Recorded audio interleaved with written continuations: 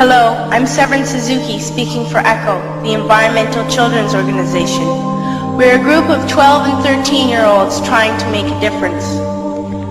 Vanessa Setti, Morgan Geisler, Michelle Quigg, and me. We've raised all the money to come here ourselves, to come 5,000 miles to tell you adults you must change your ways. Coming up here today, I have no hidden agenda. I am fighting for my future. Losing my future is not like losing an election or a few points on the stock market. I am here to speak for all generations to come. I am here to speak on behalf of the starving children around the world whose cries go unheard. I am here to speak for the countless animals dying across this planet because they have nowhere left to go. I am afraid to go out in the sun now because of the holes in our ozone. I am afraid to breathe the air because I don't know what chemicals are in it. I used to go fishing in Vancouver, my home, with my dad, until just a few years ago we found the fish full of cancers. And now we hear of animals and plants going extinct, every day vanishing forever. In my life, I have dreamt of seeing the great herds of wild animals, jungles and rainforests full of birds and butterflies. But now I wonder if they will even exist for my children to see. Did you have to worry of these things when you were my age? All this is happening before our eyes, and yet we act as if we have all the time we want and all the solutions. I'm only a child and I don't have all the solutions. But I want you to realize, neither do you. You don't know how to fix the holes in our ozone layer. You don't know how to bring the salmon back up a dead stream. You don't know how to bring back an animal now extinct. And you can't bring back the forest that once grew where there is now a desert. If you don't know how to fix it, please stop breaking it. Here, you may be delegates of your government, business people, organizers, reporters, or politicians, but really, your mothers and fathers, sisters and brothers, aunts and uncles, and all of you are someone's child. I'm only a child, yet I know we are all part of a family, 5 billion strong, in fact 30 million species strong. And borders and governments will never change that.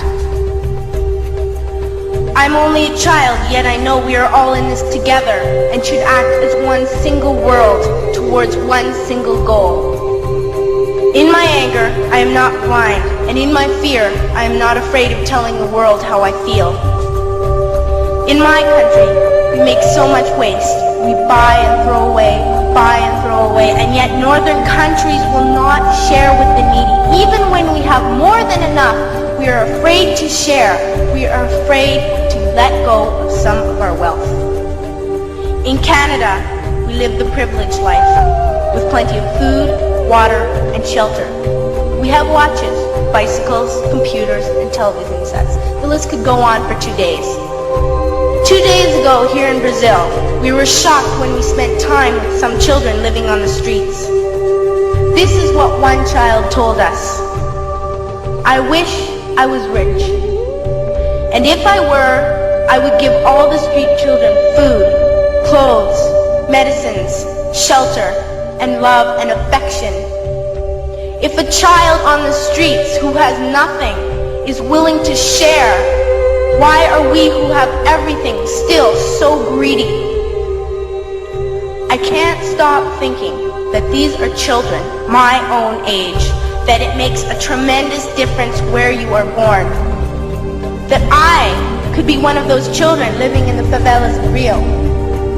I could be a child starving in Somalia, or a victim of war in the Middle East, or a beggar in India. I am only a child, yet I know if all the money spent on war was spent on finding environmental answers, ending poverty, and finding treaties, what a wonderful place this earth would be. At school, even in kindergarten, you teach us how to behave in the world. You teach us not to fight with others, to work things out, to respect others, to clean up our mess, not to hurt other creatures, to share, not be greedy. Then why do you go out and do the things you tell us not to do? Do not forget why you are attending these conferences, who you're doing this for. We are your own children. You are deciding what kind of a world we are growing up in. Parents should be able to comfort their children by saying, everything's going to be all right. It's not the end of the world, and we're doing the best we can. But I don't think you can say that to us anymore. Are we even on your list of priorities? My dad always says, you are what you do, not what you say. Well, what you do makes me cry at night. You grown-ups say you love us, but I challenge you, please, make your actions reflect your words. Thank you.